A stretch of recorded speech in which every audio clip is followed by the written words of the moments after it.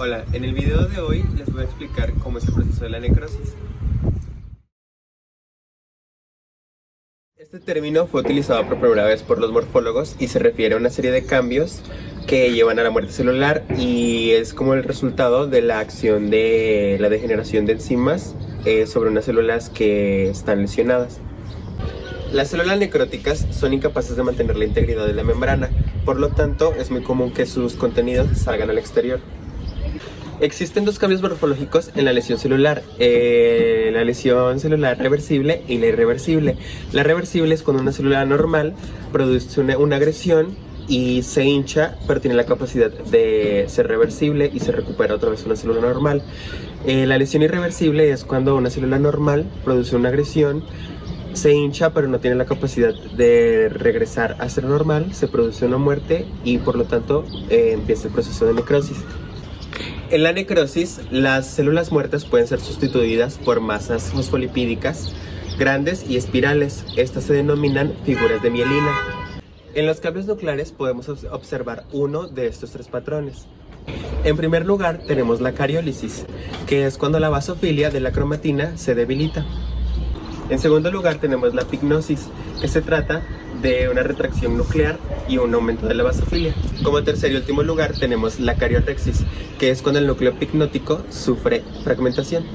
La necrosis de una colección de células de un tejido o de un órgano puede producir la muerte de este tejido o a veces en su totalidad del mismo órgano. Por lo tanto, hay varios patrones morfológicos para saber la causa.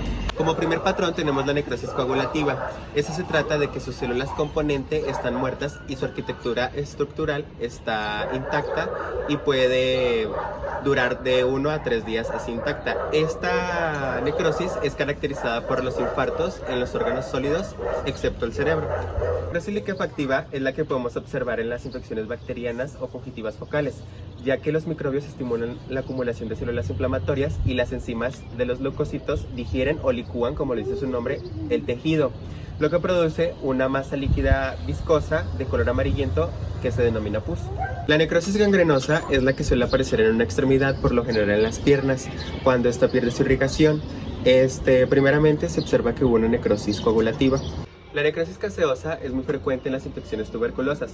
El término caseoso proviene del blanco amarillento en la zona de necrosis y es porque es parecido al queso.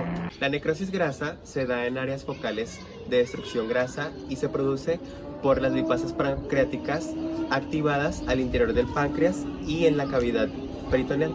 La necrosis fibrinoide es un tipo de necrosis que se observa generalmente en reacciones inmunitarias que afectan a los vasos sanguíneos. Este tipo de necrosis es prominente cuando hay depósitos de complejos de anticuerpos y antígenos en las paredes de las arterias. En las respuestas subcelulares a la lesión encontramos la autofagia y la heterofagia. La autofagia hace referencia a la ingestión de los propios componentes lisosómicos de la célula. Se cree que la autofagia es un mecanismo de supervivencia en tiempos de carencia de nutrientes. En la heterofagia encontramos que es cuando una célula, casi siempre el macrófago, ingiere sustancias del exterior para su destrucción intracelular.